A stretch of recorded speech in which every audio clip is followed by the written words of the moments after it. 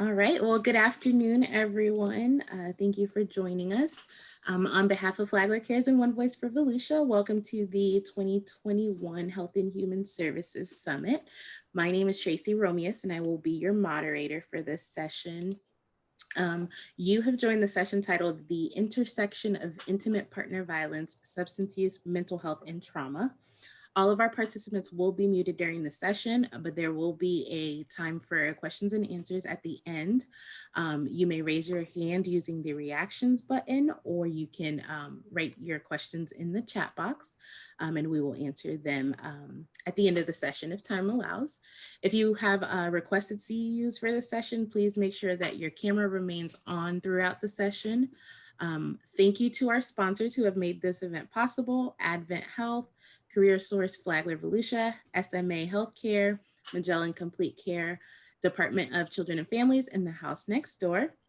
It is my pleasure to introduce your trainer for this session, Trish Giacone.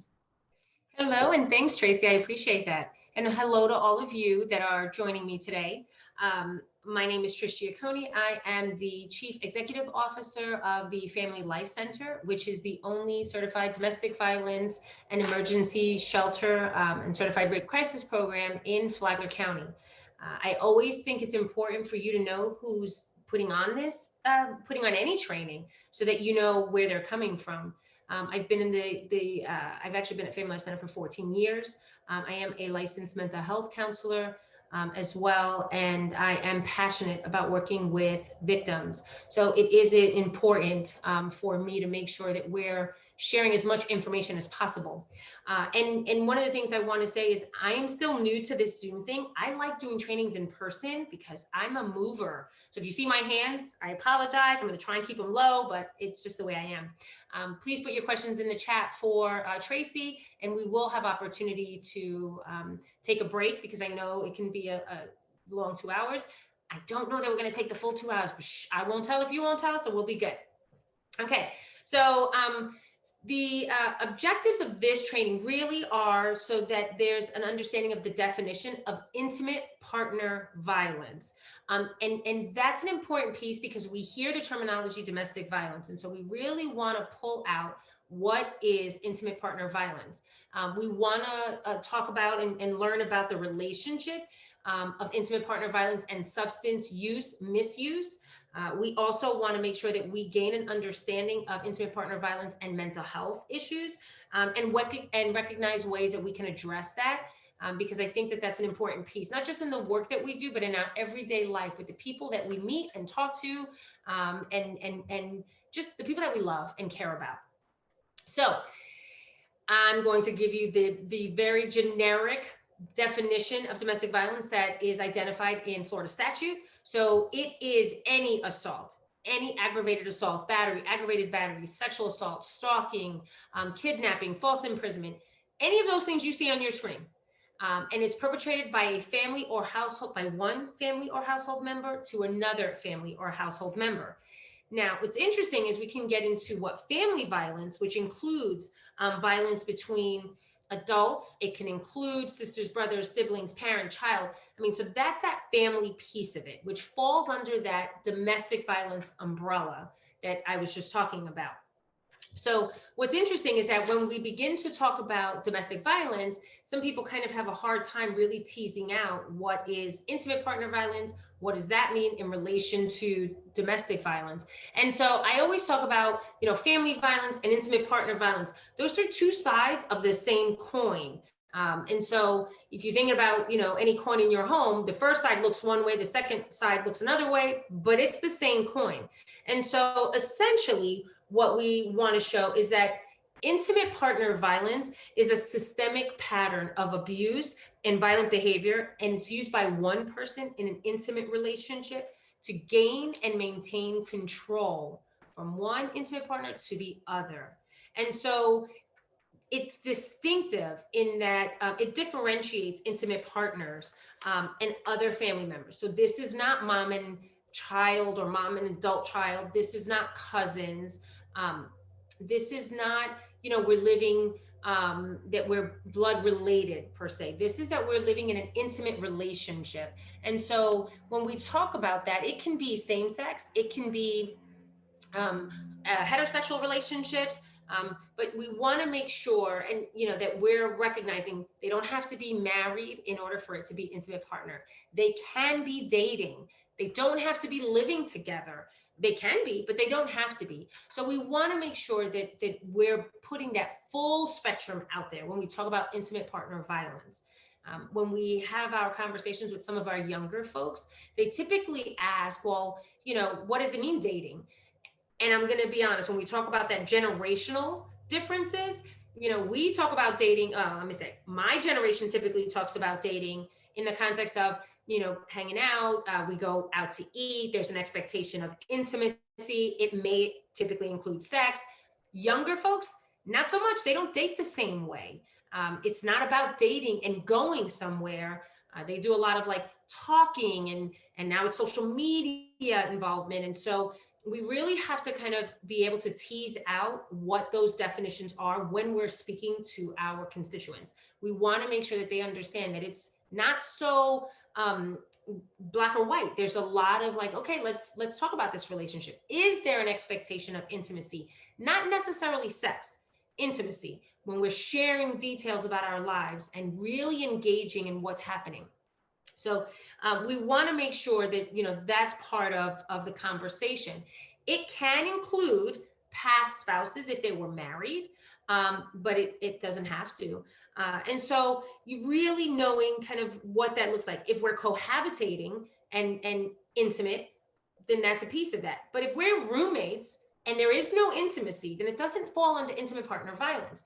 And my experience is if we're working with same-sex couples who haven't come out publicly yet, often if there's a intimate partner situation and law enforcement is involved, they will identify as roommates. And so for the general public, they'll say, oh, we're roommates. And so law enforcement will, identify that it's battery. They won't identify that it's a domestic. And it's not until later on that that individual may contact our agency, and then we go through some of the information that we share. And so just recognizing that roommates in and of itself does not constitute intimate partner violence. It's not healthy if they're fighting, but it doesn't constitute intimate partner violence in that context. So really being able to have that conversation with your clients. So what intimate partner violence is not, and I got to tell you, hear this a lot. It's a communication issue. It's the way they talk. It's really a relationship problem. And oh, they're just stressed out. COVID happened and they lost their job, and so they're stressed. If they just go to anger management class, they'll be better, and that'll be okay. And oh, it's really more about an impulse issue. They have an impulse control problem, or oh, they're codependent. I hear that one a lot. Oh, they're codependent, or it's because what, they're on drugs. But when they're not on drugs, they're great, fantastic people. So I know it's not really intimate partner violence because they're on drugs. And so it's really about educating not just our survivors that we work with, but educating the general population to really steer away from this kind of conversation because it's damaging. It's perpetuating something that is inaccurate. And so we want to make sure that we're really having an opportunity to tease this out. This is not why intimate partner violence happens. So interestingly enough, just a few statistics, intimate partner violence is a major cause of death and injury to women. And it's interesting because it exceeds rapes, muggings, and automobile accidents combined. And I think that sometimes we don't give it the credit that it deserves, and really looking at what we need to do. It's the third leading cause of homelessness in our nation. And again, we don't often think about domestic violence, intimate partner violence, and homelessness as being part of the same context, but it absolutely is. And it's why there's a need to have emergency shelters and transitional housing programs, and then long-term residential programs available. 85% of intimate partner violence victims are women. So as I go through this presentation, you are going to hear me referring to the victim as a woman. And so I'll utilize the she's and hers. It doesn't mean that I don't recognize that there are male victims of intimate partner violence. However, in our experience, those numbers are really, really small. And so we do recognize them. It's just not something that we naturally have that dialogue about. I put in there that a woman is beaten every 9 seconds. And the reason that I thought that that was relevant is because I think we blink, every 2 seconds or something like that, and we don't even think about it. 9 seconds goes by, we don't think about it either. But every 9 seconds, a woman is beat. And so, really taking a second to think of what's happening in our world when it comes to intimate partner violence and its impact on all of us. And what's interesting is that sometimes we think it happens over there to those people, whoever those people are, and because it doesn't affect us, because we don't see it, that it doesn't matter to us. But the truth of the matter is that we engage with people every day. And we don't know if that morning there was an incident, if that evening there was an incident. And so, really taking this second to kind of just put it into perspective. Oftentimes, we get to a grocery store and we're a little bit, frustrated or flustered because, the cashier maybe isn't moving as quickly as we'd want, or the line seem, long, and we don't know what that person's been through. And very likely could have been something of an intimate partner nature. And so, really just taking the moment to kind of check ourselves. And I know that most of us are service providers. And so, we talk that talk, but we really need to kind of walk that walk. And I want you to know that I hold myself to that as well. So, something to really consider is some of the behaviors that are associated with abuse. So, when we talk about psychological abusive behaviors, the term that a lot of people are hearing lately is gaslighting. And what's interesting is when we talk about gaslighting, it's, really kind of, okay, what does that look like? So, in an intimate partner violence situation, I'll give you one of the most recent scenarios that was shared with me through a survivor's eyes. Was she's a woman in her latter 50s, early 60s, and so there's some natural health concerns at that point. And she put her keys down in a dish that was by the front door where she had done for years, had put her keys there, and here recently the perpetrator of her violence would remove those keys, and she'd go to get them and they would be gone. And she said, well, where are my keys? And I don't know. Didn't you put them in the key dish? And she would say, yes, I did. And he's like, well, you're, I think that you might need to go get checked. You're not remembering right. Maybe you didn't put them there. They're clearly not there. They're not in the key dish. And you've been doing that for years, and now suddenly you're not. And so now the victim is feeling like, oh my gosh, am I like going crazy? Am I losing my mind?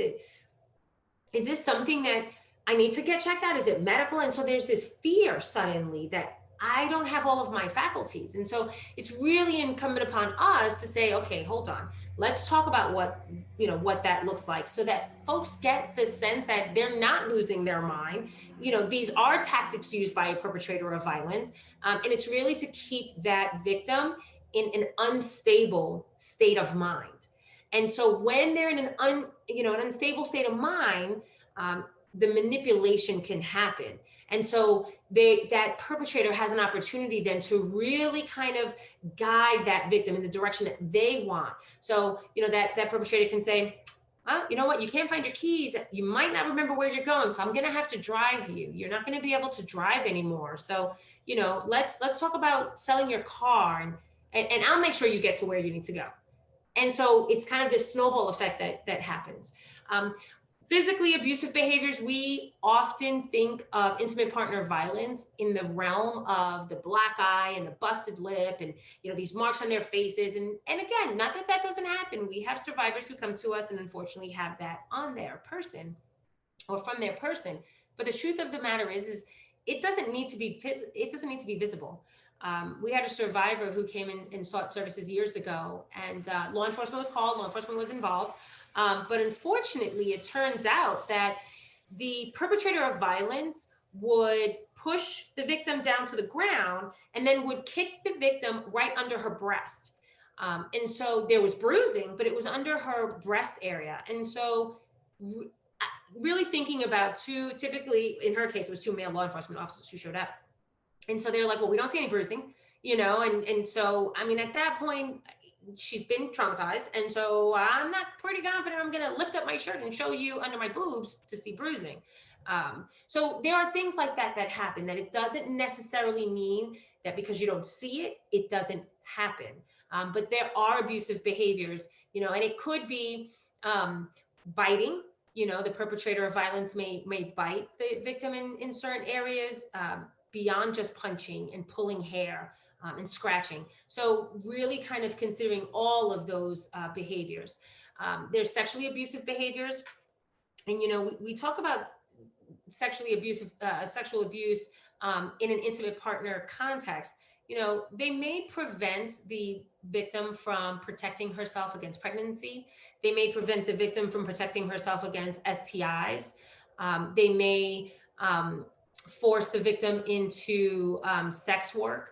They may force the victim into uh, other sexual exploitative instances, taking inappropriate photos of themselves and then sharing them or threatening that victim with them. So there's a lot of different factors to consider in those situations. And then we also, of course, talk about emotionally abusive behaviors. And the one that I really go to the most is, when a person, I'm going to specifically with children, when a victim has children, more often than not, that victim is really trying to help protect that child. And so if that perpetrator then says, well, if you don't do this, then I'm going to harm the kids, or I'm going to take the kids away from you, or, really just playing on those maternal emotions, that can be very devastating. And again, the perpetrator can be like the all-American dad by all accounts, right? So he volunteers in Little League and does all these wonderful things that the public sees, but they don't necessarily know what's happening behind closed doors, which then goes back into kind of that psychologically abusive behaviors, right? So then she trying to reach out if she can, and people are like, oh, he's so nice. What are you talking about? That would never have. Oh my gosh, I could never see that, going. So really just kind of looking at that entire dynamic, and just taking a minute to really assess that victim, and giving that victim the safe space and the safe place to be able to share on their terms with you. We often, and we'll talk a little bit more about how the trauma response is, but one of the things that we have to take into consideration is that, domestic violence, intimate partner violence, is about power and control. So this victim doesn't have a lot of power and control in that relationship. And so we really want to make sure that as we work with our victims, that they have some power, that they have control, that they recognize where that lies in the work that they are doing. So interestingly enough, when we talk about some of the psychological and emotional abuses, um, lying, humiliation, name calling, yelling, intimidation, these are all things that I'm sure many of you have heard. One of the ones that I like to highlight is forced isolation. And I highlight that one in particular because so often we have this erroneous perception that isolation means that they've got to live way out, in a rural area, not easily accessible. And yes, that can be isolation. Absolutely. I don't want to take away from that. But that is not the only isolation. We really have to think about our isolation from family and friends. So we could be in the middle of the most populous city in any state, anywhere. But if you don't have the ability to engage with your family members, with your friends, because it's, the perpetrator doesn't want you to, prevents you from it, right? So you don't have a telephone, or he monitors the cell phone. That's a forced isolation. So really, again, looking at it's not so much the geography. It really can be that emotional, psychological perspective, so that a victim doesn't really just doesn't even have an idea like, oh, I can, because in their world they can't. And so even if mom, dad, sister show up at the door, hi, how are you, is okay. But that emotional connection to saying, hey, I need help, that may not even be there, because of the abuse that they've sustained. So really kind of understanding that perspective from the victim's view. It doesn't always, translate to our world, because many times we hear here in Family Life Center, we'll hear, Well, why don't they just leave? You know, those old famous words, why don't they just leave? You know, and the truth of the matter is that we need to take the entire situation and put it into context of fear. You know, the fear can be crippling. And so really making sure that we look at that. In addition to the items I mentioned earlier about the sexual abuse, you know, shaming someone and demeaning them, the other thing is that, you know, there's a shaming in sexual behaviors that can happen. So if a victim is interested in a certain type of sexual act, you know, that perpetrator then can use that to really chip away at that individual's person. And so they can also unfortunately threaten to make it public, which can be devastating for that victim. So again, a sense of disconnection, of not being able to connect with someone. And then, you know, of course, we have, unfortunately, the intimate partner rape that can take place. And so kind of really identifying that. And so we just want to make sure that we're looking at all of those activities. You know, oftentimes we think, well, if somebody's prostituting, you know, if they're in the sex work, they're doing it of their own accord. And that may not always be the case. You know, they may be forced into that. So really kind of identifying what that looks like from our world. Okay, so just really quickly, I'm not tech savvy. The next slide has a video in it, so I'm just hoping that the video works. If not, I got it on my laptop for regular viewing, but I just want to let you know. So let's see if I made it happen.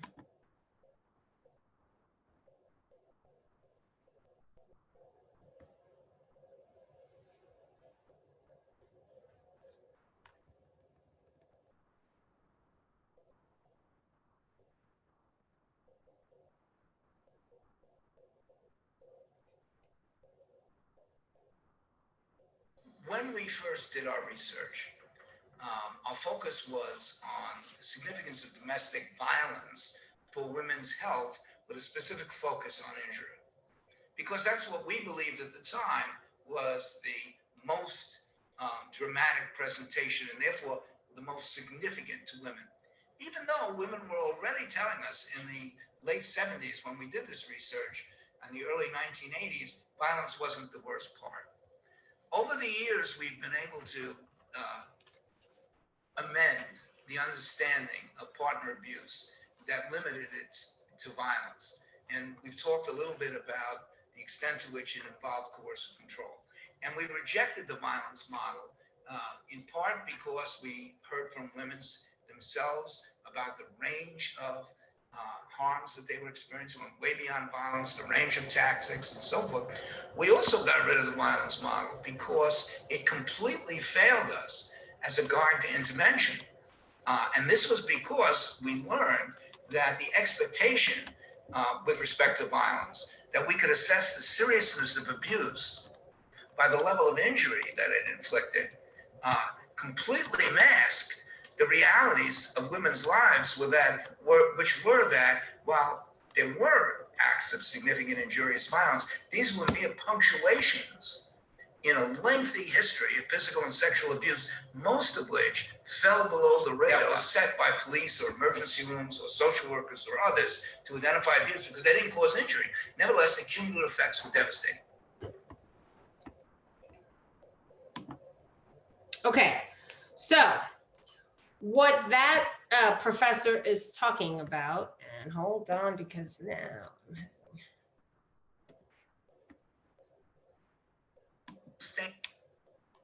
Okay, so what that professor was talking about is what we call coercive control, what he calls coercive control.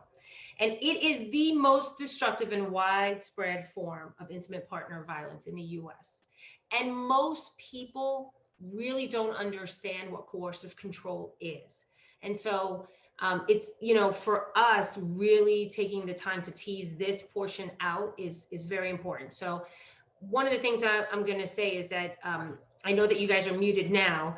And as we talk about coercive control, I would welcome any questions you have because I want to make sure that this particular portion of the conversation is really understood well.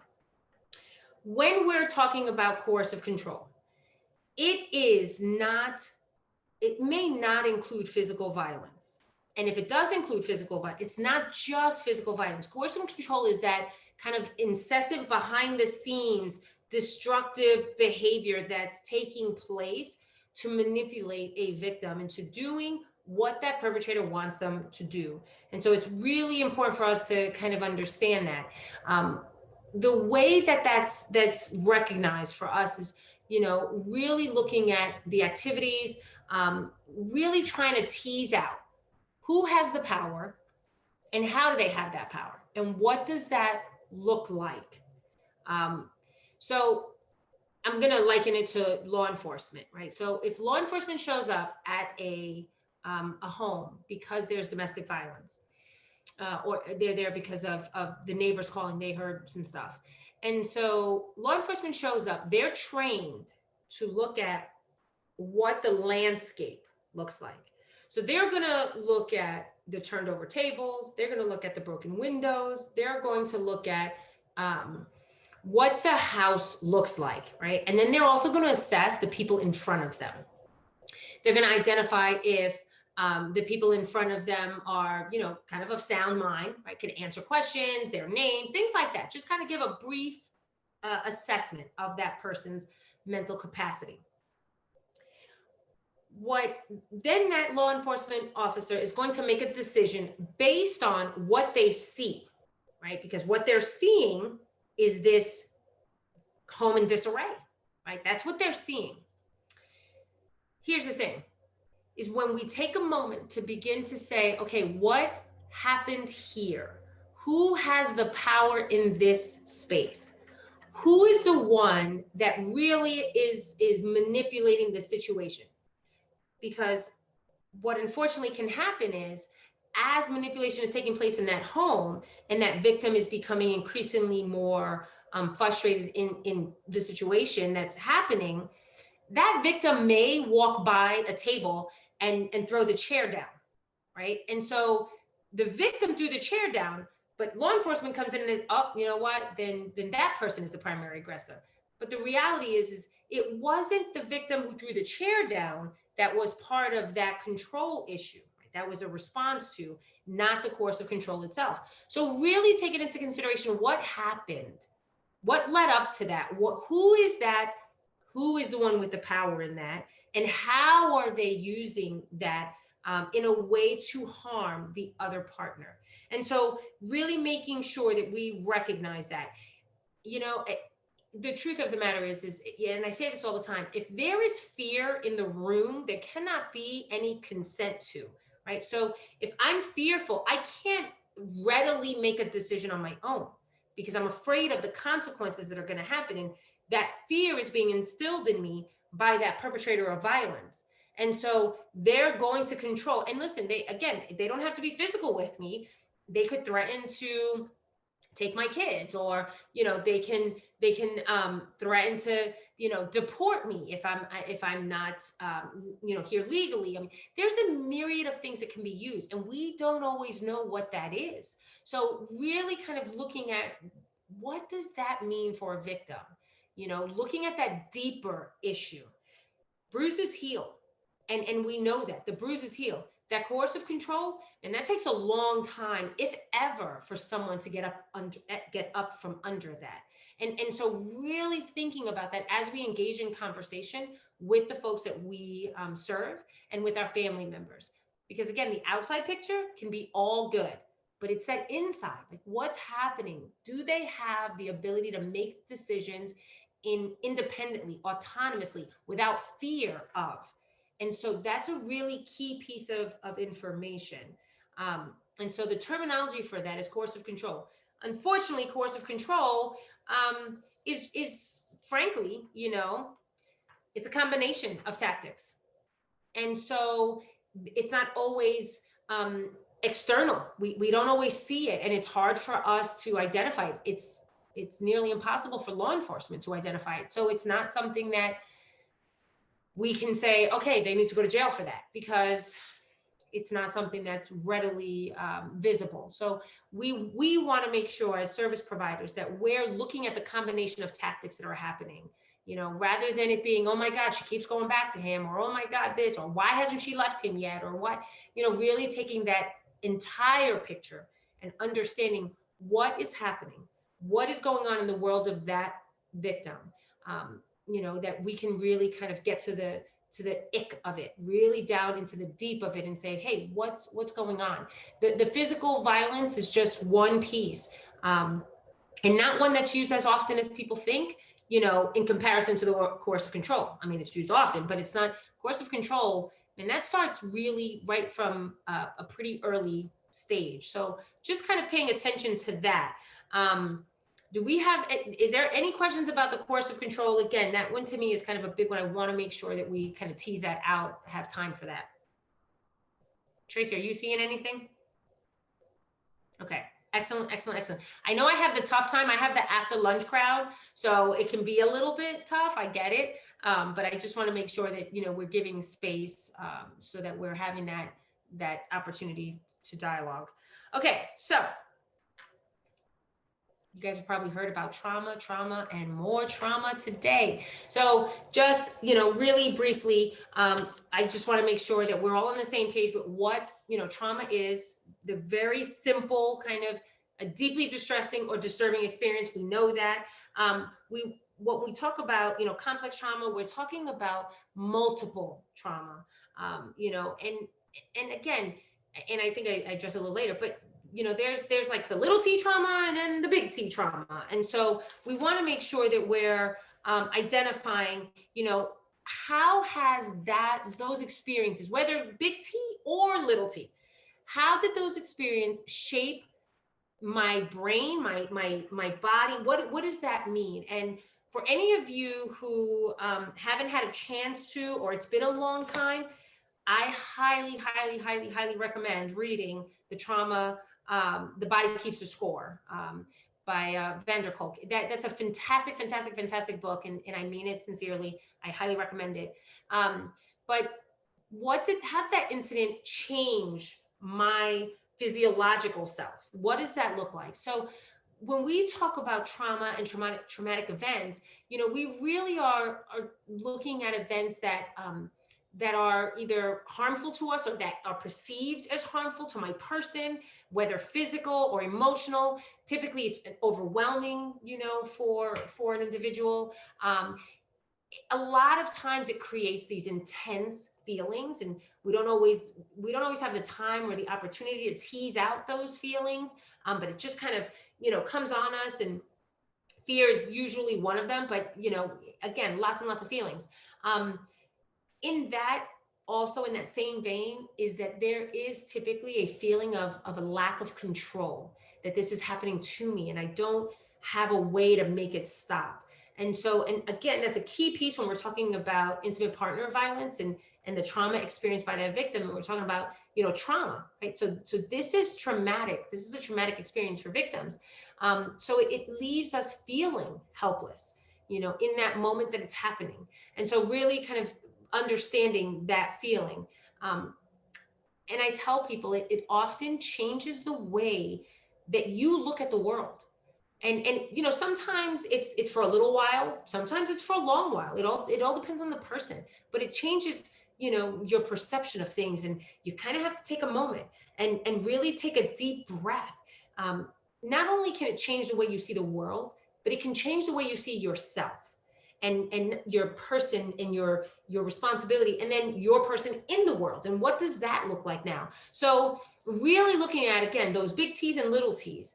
And I know that, there's literature out there that talks about, well, the little T's are this and the big T's are this. And I got to be honest, the little T's and the big T's are decided by you, the individual, by the survivors of intimate partner violence. They decide what those big T and little T's are. I mean, we all think we know what the big T's are, and maybe we do, but they may not be big T's for other people. So really just kind of identifying that's some of the things that happen. Now, when that happens, right? So when our perception is changed, we have to take into consideration our body and brain, and how does that work in connection? So my wonderful brain picture here that talks about our limbic system. And I know we've done, there's been lots of recent conversations about neurobiology and trauma and what that looks like. And so I am by no stretch of the imagination an expert in this. So I want to make sure I'm just touching on it. But if you're interested, really kind of doing a deeper dive, by all means, you want to find somebody else to do that deeper dive with. But what we want to talk about is our wonderful little amygdala there, which really is our brain's rapid response system. And it responds to fear. And it really is kind of the trigger, the go-to. And it says, okay, our body is now in heightened alert. Like, all right, something's happening, something's going on, So then we're talking about, that frontal cortex, which is really, an opportunity for us to say, okay, hold on, amygdala, let's really assess what do we have going on? What is happening here? And what does that kind of look like? And then we talk about the hippocampus down at the lower part of my screen there. And it's going to evaluate and really put it into context, So if we hear a noise, our body kind of stiffens up and we have that immediate interaction. But when we turn around and we hear the noise and it turns out it's a fuzzy little cat that's walking, amongst the leaves. Okay, so we can kind of, our hippocampus says, oh, okay, it's safe. It's not, it's not a lion trying to eat us. And that's all good. That's in the moment.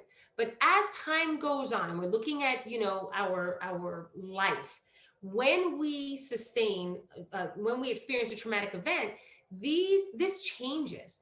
And so it can change how we respond to things because the system says, oh my gosh, this is what happened before. And so it really takes a minute for us to kind of get into that, oh gosh, it takes me some time to learn something. And it's not an immediate learning. It because of my experience. So we go back to that trauma, right? So if I had a traumatic experience when I was younger, I learned something. My body learned something. My brain learned something, and it's holding on to that. Now, as an adult, if there's something similar that happens to me, I'm going to go to that automatic. My body's going to go to that automatic because that's what it's accustomed to. So it takes us a little while before we can kind of catch up and say, okay, hold on. Let's really think about how we're responding to trauma, big T's and little T's. And those are important pieces as we jump into kind of our next section of substance use, misuse, and mental health issues. So, okay. I have a schedule, because this is supposed to be a very long, lengthy training. And again, we're not going to necessarily be here for 2 hours. I do have a break here.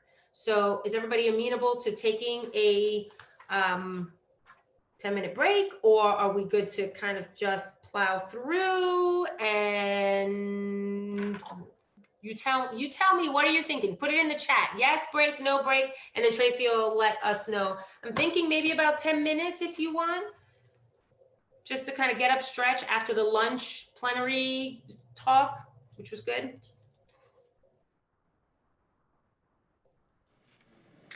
I have one yes break. Okay, so then let's do a, it is, according to my time, 1:35. Let's come back, let's do 15 minutes. That should, for you, I'm not a smoker, but for you smokers, that'll give you maybe 2 cigarettes. So 1:50, a 15-minute break, if that works. And we'll get started when everybody's back. Okay, welcome back. I hope that was a timely and refreshing timeout. I'm sure you all have been in a lot of training sessions, so I want to make sure that you have the care that you need so that we can continue on. Okay, so, my screen just suddenly froze up. Hold on, here's these technical issues again.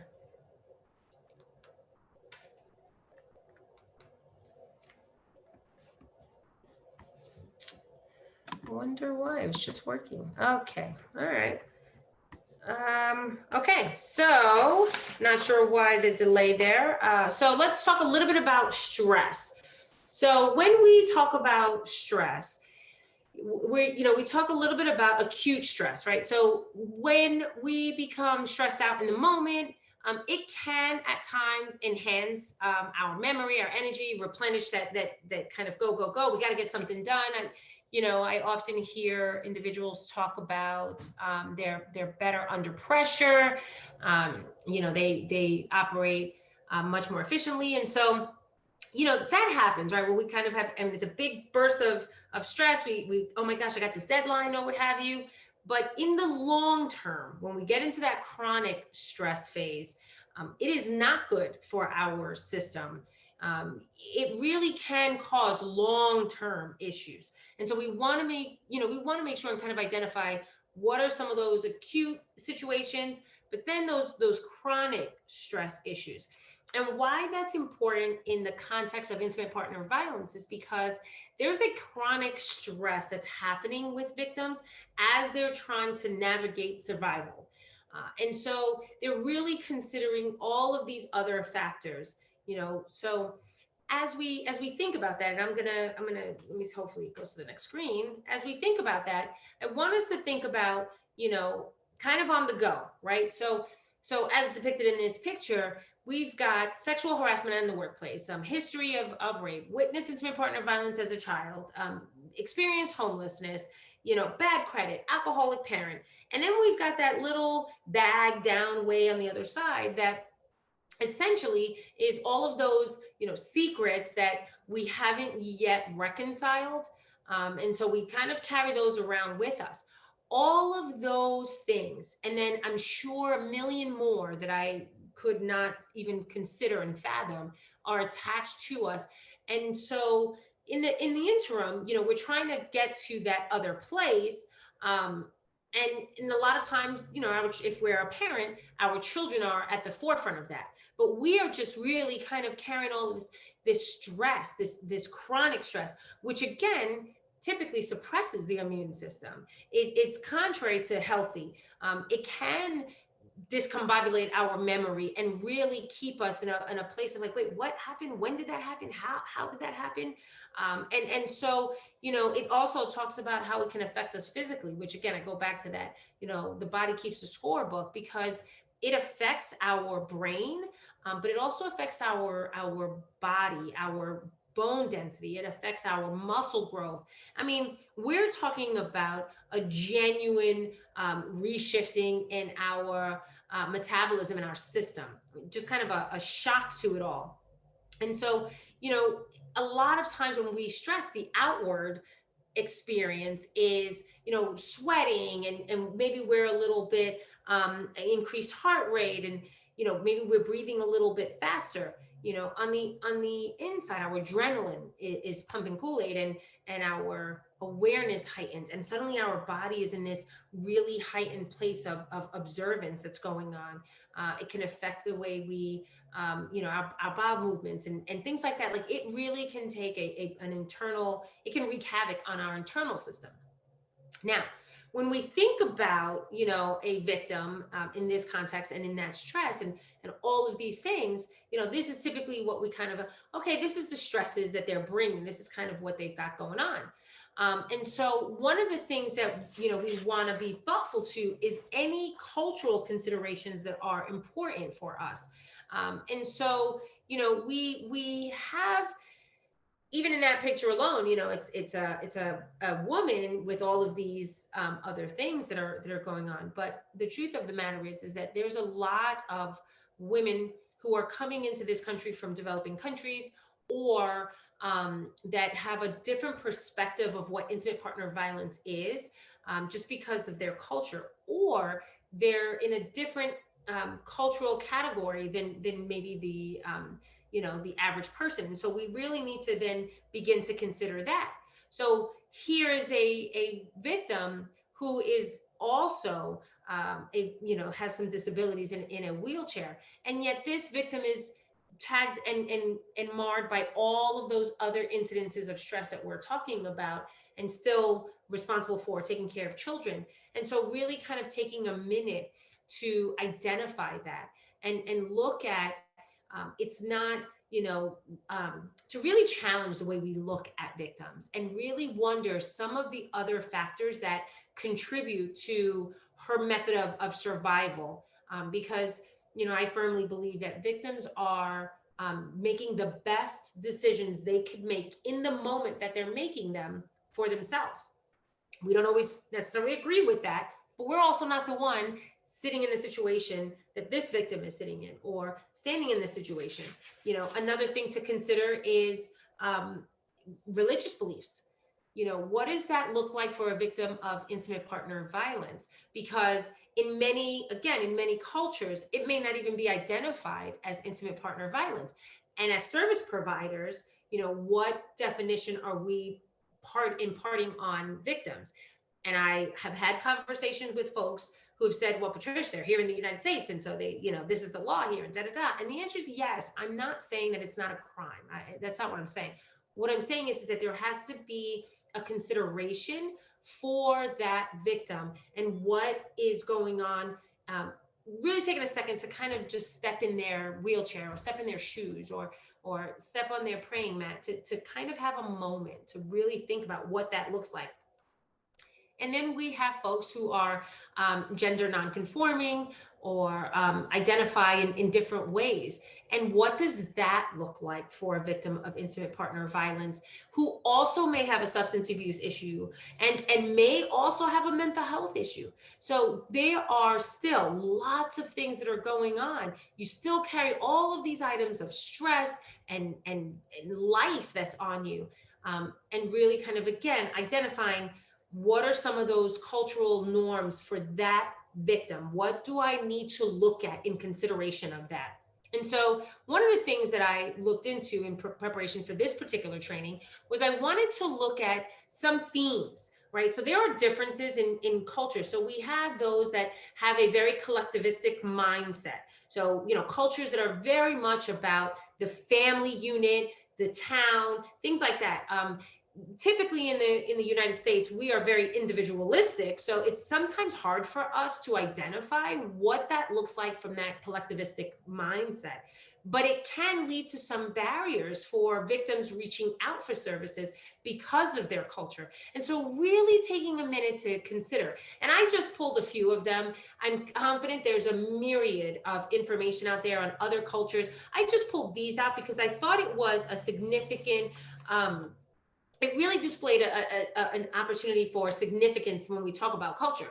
So, in the Filipino culture, it's important that, victims who are reporting IPV, it's important for us to know if they report that, it's bringing shame. So why would they report that? If they move here to Florida, that's not something they're going to pick up the phone and say, hey, by the way, this is what's happening to me. Or if law enforcement shows up, they may not say to law enforcement, this is what's happening to me, because they've grown up in a culture that says, no, that's shameful, right? We don't do that. That's not how we do things. And so we want to make sure that we're kind of taking a minute, to recognize that. So with that said, we can go down the line and really look at Native Hawaiian and Samoan and Chuukese. It's again, this is just one spectrum of culture. I implore each of you, as you're working with victims of intimate partner violence, to really take into consideration their ethnicity, their gender identity, their age, because there's generational cultural norms as well. I was recently having a conversation with someone who shared with me that they were a victim of domestic violence. Their husband has since passed, but they were a victim of domestic violence and they never said anything to anyone. And they are born and raised in the United States. And so they never did. And so the conversation came up about what were some of the challenges with reporting anything like that. And come to find out again, in that generation, they didn't talk about intimate partner violence. It was a home issue. That was something that you dealt with at home. So really kind of looking at that and saying, okay, if I've got someone in front of me, I want to be open and prepared to receive whatever they're going to share with me, and to really convey that to them as I communicate with them, as I'm walking beside them, as I'm engaging in services with them, as I'm discussing things with them, because that too may be something, if a service provider says to someone from the Philippines, listen, I get it. Normally I understand from your culture that you don't talk about this kind of stuff. But we are a safe place, and this is how we, can help, or this is, and really just making it simpler for that individual to share, to feel like, okay, you get it. It's hard, right? My families might disown me because I'm bringing shame on them. If that service provider is saying that in advance, say, look, I know that the family may, we're here for you. And we'll walk the walk with you, or we can connect you with an agency that can walk the walk with you. That victim then feels connected. So really understanding that cultural place, taking that into consideration, being willing to have that hard conversation, and to admit that we don't know what we don't know. So, again, this is just a simple little, but there are so many. When we're talking about the influx of women that we're getting from other countries, and how or what or when, they can receive services, what that may look like. So we want to make sure that we are having the conversations about culture. We want to make sure that we're having not just conversations, but awareness, looking at our own biases, and really kind of checking ourselves. And it's not about, I used to hear people say, oh, check it at the door. It's not about checking it at the door, because we bring our whole person with us to work. So we really want to make sure that we go, okay, what's happening with me? Where do I need to kind of double check, and check in with myself? One of the things that, particularly with victims of intimate partner violence, that I think kind of falls under the radar is when we, as service providers, neglect to really identify our professional. And again, this victim is coming from a place that they did not have power. Their perpetrator, again, power and control, right? They had all the power, they had all the control. Now it's in this place of, oh my gosh, what do I do? And how do I do it? And who do I? So really understanding that as service providers, we have professional power. I share with our team in the emergency shelter, it would be a shame if our shelter staff walked in a three-piece suit. What's that like for a victim who is, maybe doesn't have a whole lot of clothes, although we do provide clothes. It's, maybe they're ill-fitting, or they're not their personal clothes. And so it makes them away. So you see this person that comes in this three-piece suit, it's very intimidating. How likely is that victim going to engage in communication with someone in a three-piece suit, right? It's just kind of this perception of like, oh my gosh, I don't know that I can relate to that person. We want to make sure that we're accessible as a service provider. We want to make sure that we're considering what we wear, how we speak, not assuming that everyone has the same intellectual level that we do, or educational level, or anything like that. Really just taking that into consideration of that power differential, and then trying to even that field so that survivors are willing to engage in services. And I see that we've got a couple of my DCF workers out there. It's one of the things that I think that victims really struggle with is that, the Department of Children and Families, when they engage in services, there's a power behind the Department of Children and Families. There's a which is fearful, right? So it can make a victim, can really cause a victim to be in fear. And so really kind of working through some of those. And I think that particularly here in Flagler, our team has done a great job with working through some of that and really identifying that. And so we want to make sure that we're just noticing that. We talk about, in the therapy world, we talk about of the way the room looks, and not having it look too clinical, and really kind of making it almost like a living room. Well, the same holds true when we're engaging with our victims. I don't know a lot about the Hawaiian culture. So listen, I don't know Hawaiian culture. If I've got a victim who's of Hawaiian descent, then educate me, help me understand how I can better help you. So these are the kinds of things that I think are really important for us to have a successful engagement with victims of intimate partner, because they're looking for a connection. They really, oftentimes victims are trying to understand what's going on, but they're walled off because they feel so isolated. They don't know how to. So I share with our team, it's incumbent upon us to really kind of open that door to create that safe place. So once we're thinking about culture and really being responsive to that, we then now have to look at substance use and misuse. And as we transition into that substance use and misuse, one of the things that, my perspective, when we consider culture, is what is the history of substance use and or misuse in the victim's world? What does that look like? That victim may have grown up in a home where alcohol was a very prevalent part of life. They may have grown up in a world, um, you know, opioid use was a big deal, or IV drugs was kind of common practice. We don't know, just don't know what people grew up in, and so we go in my brain and my thought process, and then I'm involved in a relationship where there's intimate partner violence, and then now I'm thrown into this world of trying to get help, but I don't really know what kind of help I need. It really takes us into a, let's really look at the whole person and what they're bringing to the table. And so when we're talking about substance use and misuse, we really want to, first and foremost, about in a safety, more with that safety lens, because we want to share with our clients and our participants that substance can diminish the capacity to defend. So, if there's intoxication happening and you're having a hard time, putting two sentences together, if something happened to you, how likely are you to defend against that something? It becomes an issue when we're talking about the physical assaults. But we also want to make sure that, what are some of the other long-term things? So memory issues. So when we're asking about the history and history taking, substance misuse really change the way memories are pulled out. And so a survivor may not go in chronological order. They may not remember, and it's interesting because if we go back to that stress piece, chronic stress is going to impact our memory. So just the stress is going to impact our memory. We then now add use or misuse to that. It can be nearly impossible for survivors to remember certain things. And then, service providers can become frustrated with that. So we really need to kind of figure out, okay, what kind of history is this victim coming from, so that I have a better understanding of how I'm going to engage with this particular.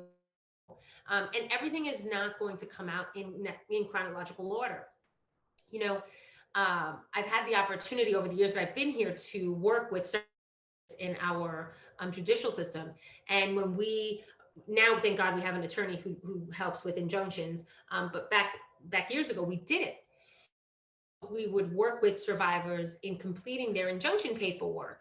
And in doing so, we would present to the judge and, stand before the judge. And the first few, and I'll be honest, the first few I did, I just, go ahead, say your story. And so they would write it all down.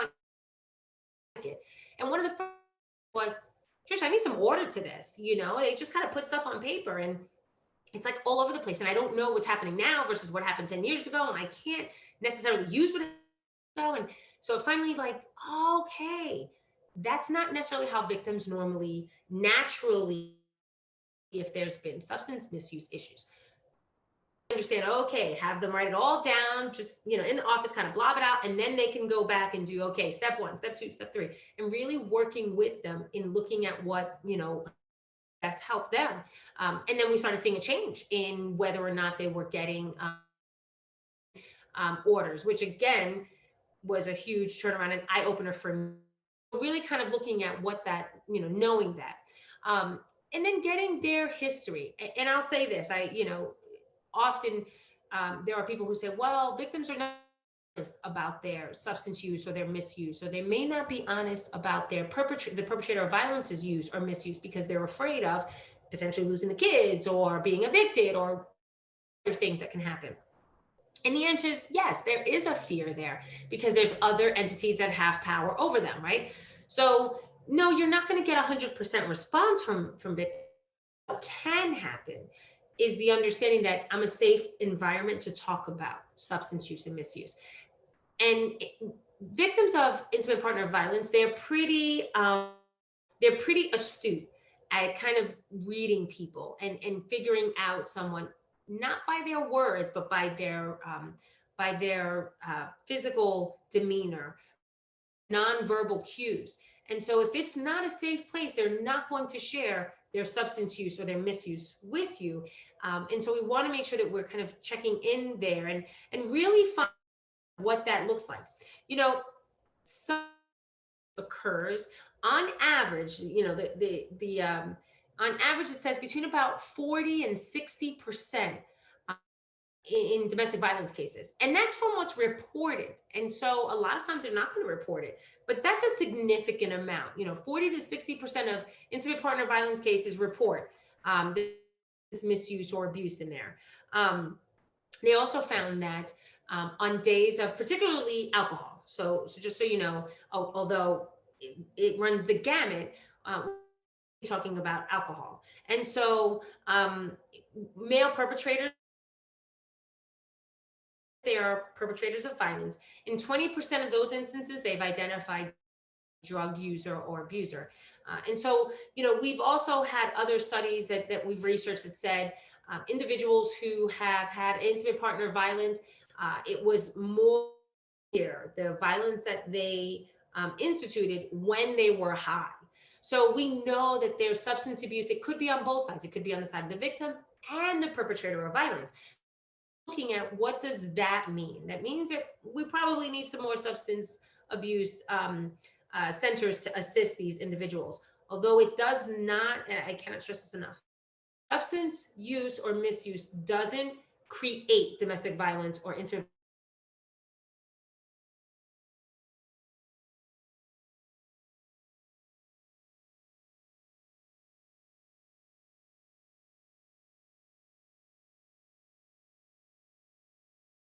Also somewhere that there's like 10% of all of the, I want to say it was like 10% of all of the individuals in the United States struggle with some sort of alcohol addiction. 10%, that's a significant amount. So really, again, just kind of checking into that.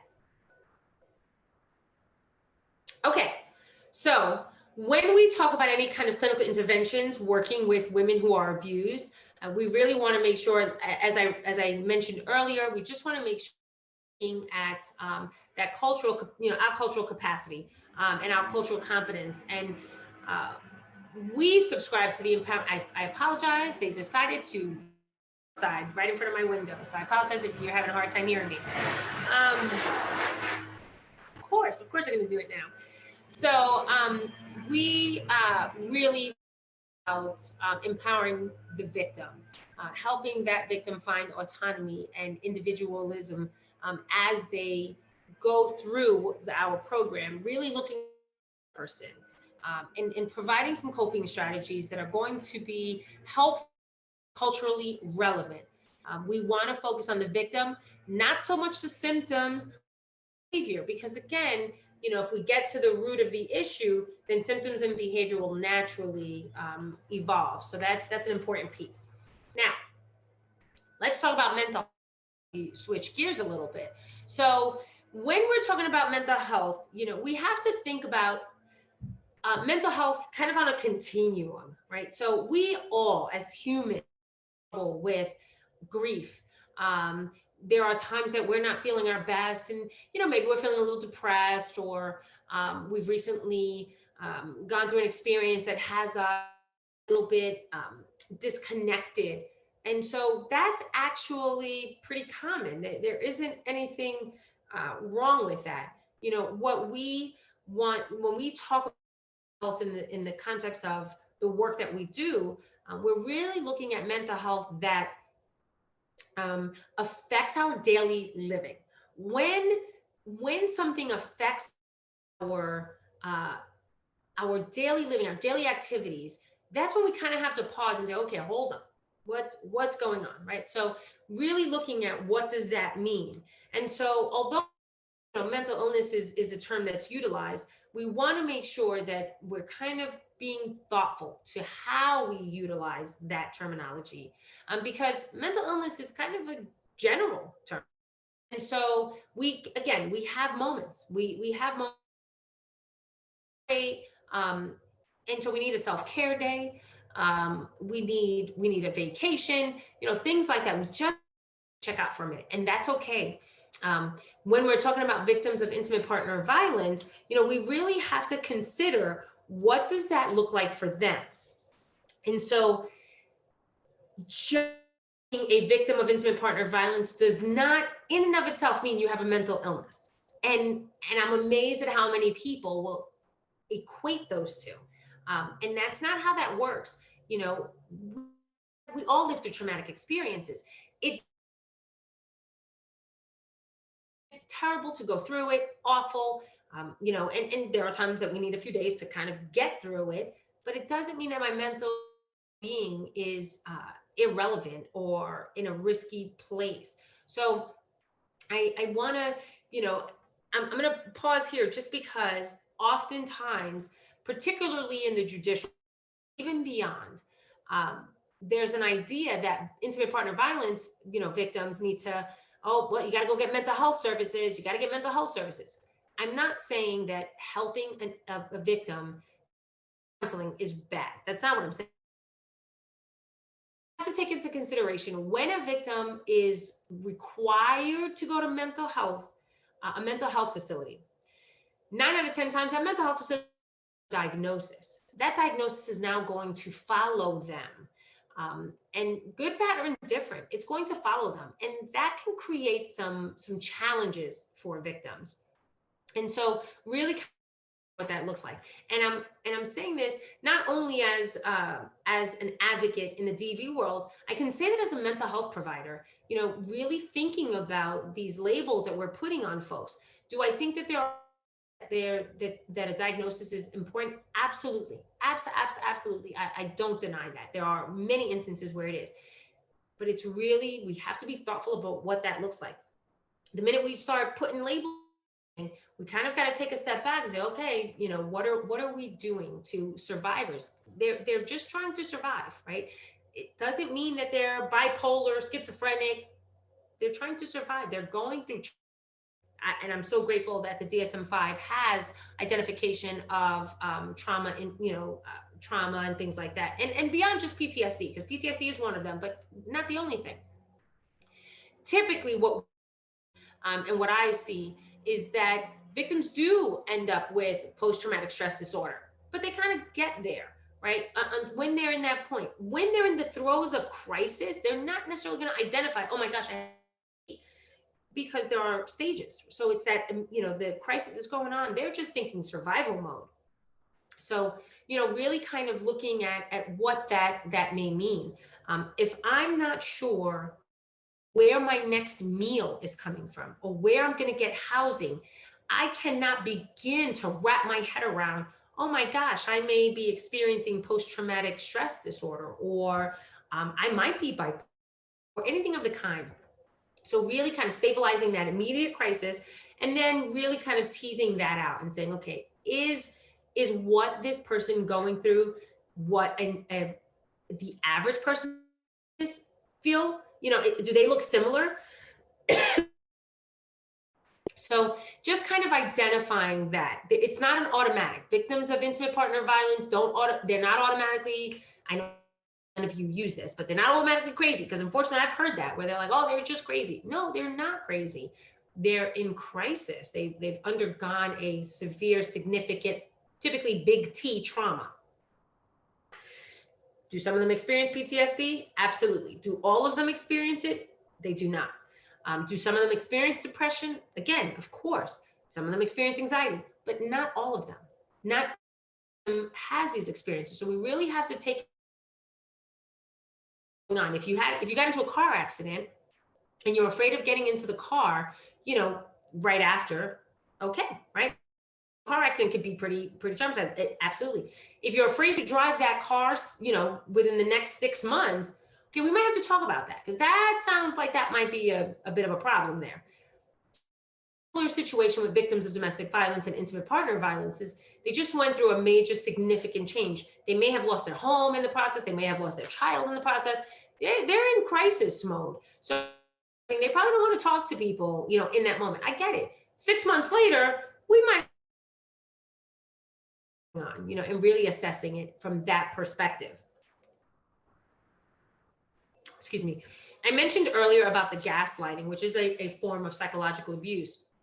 And so I don't want to belabor that particular issue, but I do want that confusing state of mind when a victim is in that place of questioning their sanity. That translates to all realms of their world. It's not just the perpetrator of violence. They are now likely questioning every decision they've made and making as they're engaging in services. So really kind of understanding that they sometimes don't trust themselves. And so unfortunately, it also makes them to not great advice.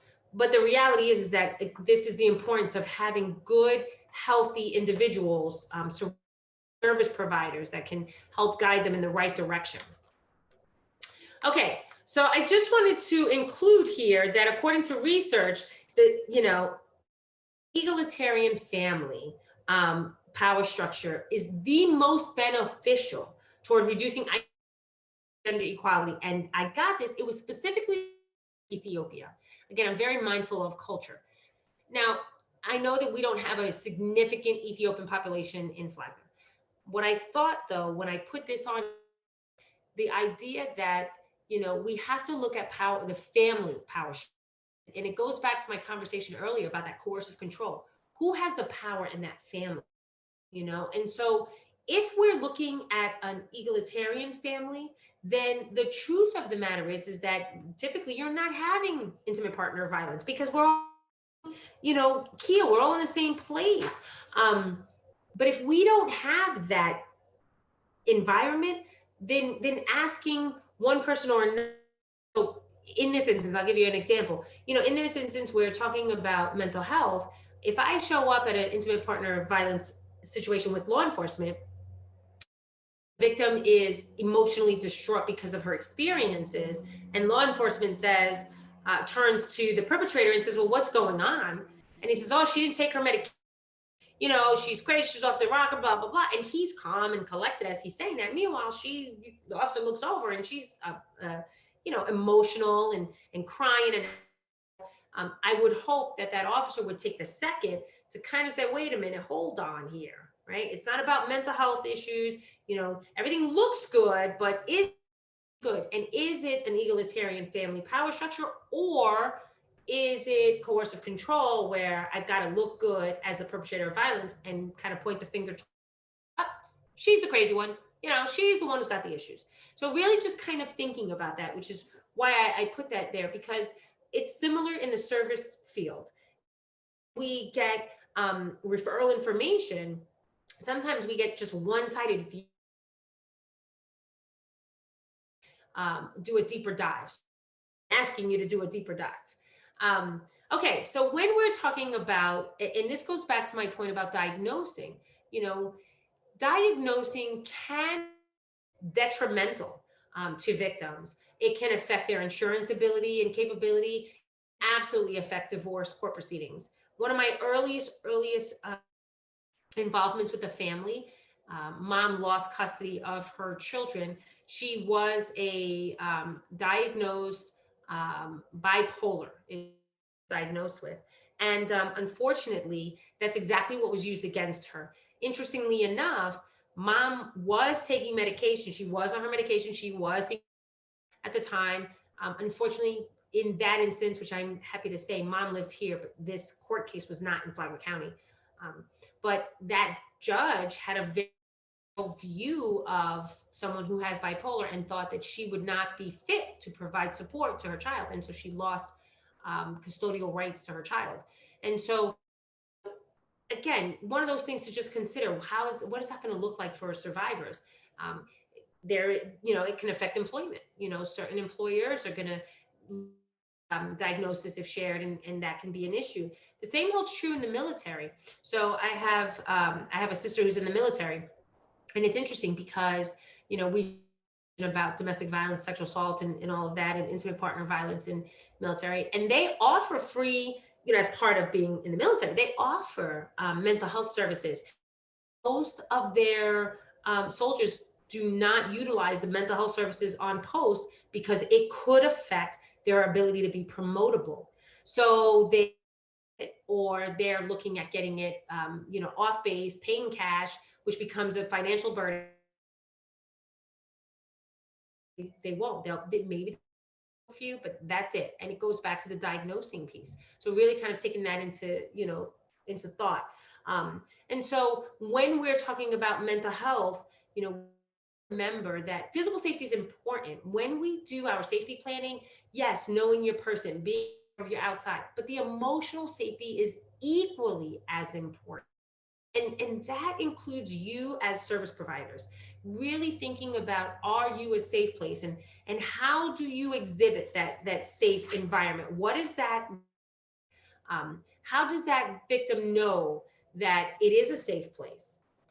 And so uh, when we're addressing some of the challenge, and there are questions, I'm not, it's not easy work, but you wouldn't be doing it if it didn't challenge you and excite you at the same time, right? It's kind of that double-edged sword. So we really want to and be able to lay the foundation to have dialogue with our victims and ask them some of these tough questions, whether it's related to mental health or to drug use. Partner try to prevent you from stopping drinking. So if she is an addict, is he preventing you from stopping? Is he using any kind of tactics that could be harmful, right? Teasing that a little bit. Does he prevent you from going to your treatment meetings? And unfortunately, I've had this where they say, oh, he's going to use the fact that I've been diagnosed as a schizophrenic and as being a good mom, or as being capable. And kind of having that honest open conversation, and talking about, does he blame, I used the term crazy earlier because it's probably the most used word, in my opinion. People are like, oh, she's crazy, oh, he's crazy, always. And we just got to stop it, because it's not about crazy. Gaslighting you, is he telling you that nobody's going to believe you, you're going to use your kids? I mean, these are all things that when someone is using coercive control on another, and keeping them unbalanced to begin with, they start using any of this, and it really can go off, be very, very challenging. So we can also talk about overdose. Are they forcing you to take medication that's, are they forcing you to take less than your prescription medication so that they can sell the other parts, which we've heard has happened to some of our victims? Are they preventing you from taking your medication in a timely fashion? Which, if you're taking any kind of psychotropic medication, it's important that you're taking them on a consistent, regular basis. But then if that's not happening, then that can affect how that victim is responding in public. And now suddenly that's an issue at work, or that's an issue at the school, wherever, at the grocery store, suddenly, because they're not taking that medication in a consistent fashion. And so really just kind of looking at all of those factors. So, okay, with that said, I wrap it up. And I definitely certainly want questions, but I wrap it up with recognizing that working with victims of intimate partner violence, who also are victims of, who also have mental health issues, and or substance misuse issues, it can be exceptionally challenging. So there's a lot of different things going on at one time. And so I would just like to, again, impart upon you really looking at that victim individually, what is happening with that person, so that there are proper supports in place, and recognizing that there are no two similar, or there are no two twin DV situations, right? So there can be some similarities in things, but everybody is in and original. And so we want to kind of recognize that as we work with them when we're talking about substance misuse and we're talking about mental health and teasing out what does it mean to have a mental health diagnosis, and what does that look like in the bigger picture of care for our victims as we go through this work together. If you ever have a where you're not sure what direction to go in professionally or personally, you can always reach out to our crisis helpline. We're available 24 hours a day, 7 days a week. It is a human person, so you're not going to get a recording. Of course, it's on the screen for you. You can always look at our website to see what we've got going on. You can always send me an email as well. We'll be honest, I know this is being recorded. I'm not great with my emails. I try, but I'm not great. But send it to me and I will get there. I promise I will get there. But with that said, I appreciate your time and I want to open it up for questions so that we can make sure that I've answered whatever may be burning, whatever burning questions you might have. So I will open it up for questions at this point.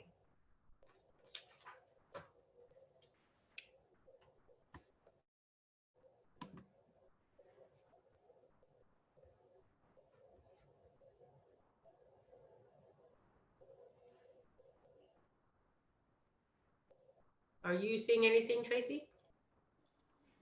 I don't see any hands raised or anything in the chat.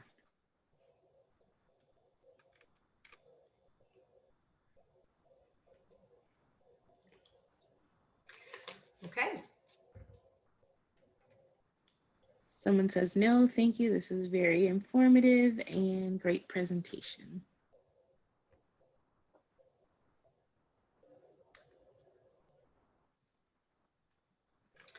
Thanks. Well, I don't know what your customary amount of time is. I don't want to keep people longer than we need to. So you let me know, Tracy, how do you want to proceed? Okay. Well, if you don't have anything else, we can go ahead and wrap it up. Thank you so much. That was a wonderful presentation. Thanks, Tracy. And you were a great helper. I got to tell you, I appreciate you. Thank you so much. Thank you. We just want to thank everyone for attending today. I am going to put a link in the chat here for you to do the summit evaluation. And then also, if you would like to return back to the Whova platform, you can explore the sponsors' profiles and our virtual exhibitor hall. We really hope that you guys enjoyed the summit and we wish you a great day. Thank you so much. Thank you. Have a great afternoon, everyone. You too.